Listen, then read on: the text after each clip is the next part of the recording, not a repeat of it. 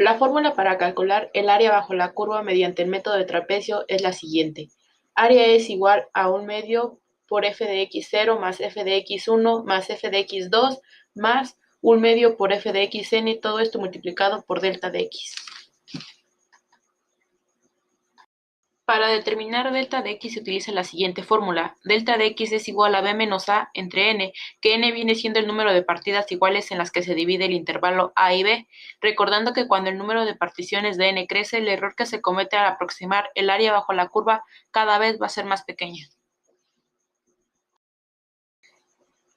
La fórmula para calcular el área bajo la curva mediante el método de rectángulo es la siguiente. Área es igual a la integral de a a b de f de x por la diferencial de x, igual a la integral de a a b de y por la diferencial de x.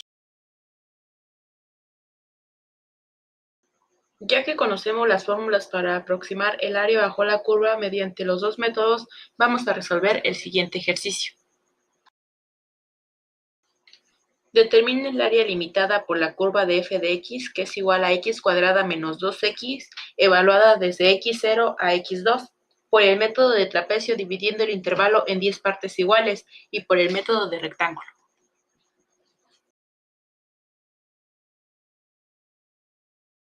Primero lo resolveremos por el método de trapecio. Para ello determinaremos delta de x utilizando la fórmula que ya la conocemos. Solo sustituiríamos valores y decimos delta de x es igual a 2 menos 0 entre 10 igual a 0.2.